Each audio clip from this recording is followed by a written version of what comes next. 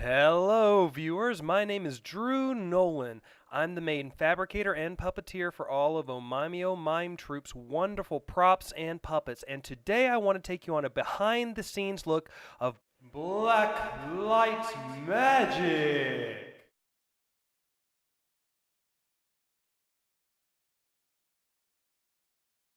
Now, in Blacklight Magic, we had several scenes, but one of them was an underwater scene that demanded a lot of my time because it required a lot of fish. We had flatfish, we had tropical fish, we had crabs, we had crustaceans, we had eels, we had jellyfish, we had all manner of different things.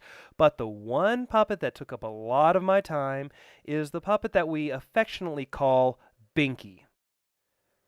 The first incarnation of Black Light Magic went up around 2003, and for that show, the Mimes and I inquired to a very talented, if not brilliant individual named James Dracy to create the first Binkie for us. Now, this fish was mounted on a large wooden dolly and would roll across stage, and two puppeteers would operate the mouth and the dorsal fin of the puppet.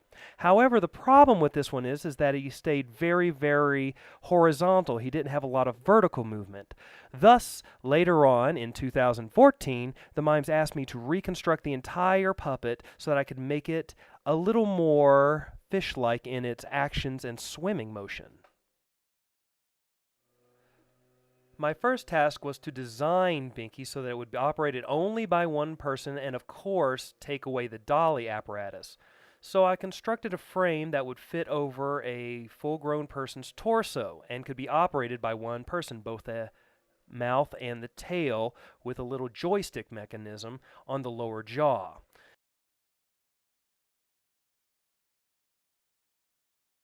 Now, the puppeteer has to squeeze into the puppet, which was kind of difficult, I have to admit, but the overall effect of just bending the knees and having that swaying motion that naturally occurred when you're walking gave the puppet immaculate life on stage.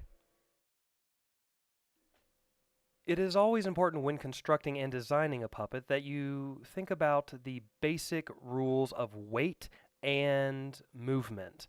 The weight of this puppet was very, very minimal. I tried to use very light woods and PVC to make the general frame of it, even when making the mechanisms off the back tail. And you want to make sure that all the movement can be exaggerated, because once you cover the puppet with foam, fabric, or whatever material you might be using, the motion will be greatly diminished. So you want to make sure the audience can see fluid motion from the puppet in as much as can be produced.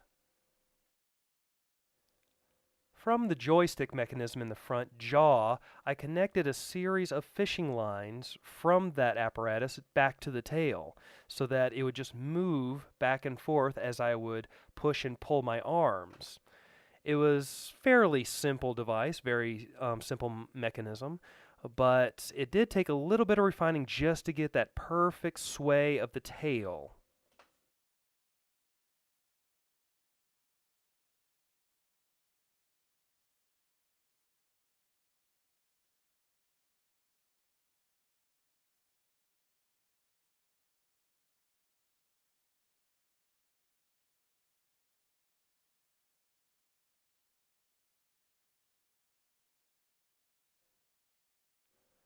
All in all, I have no real regrets in regards to the construction of Binkie. He weighed about 45 to 50 pounds.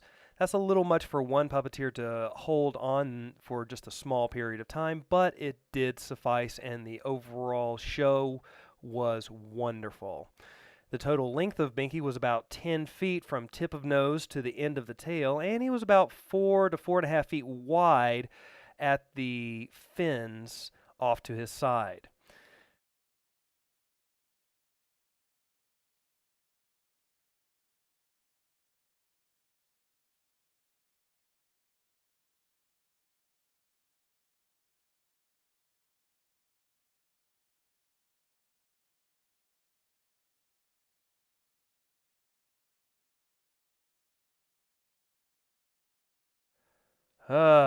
What a trying ordeal all this was. Well, all in all, the fish and Binkie put on a wonderful show. I'm so thankful that you stay tuned to watch this video, and I hope you will venture out to see the main stage production of Omimeo's Blacklight Magic sometime soon. Again, this is Drew Nowlin, master puppeteer and prop maker, wishing you a fond farewell and a wonderful and weird life. Thank you very much.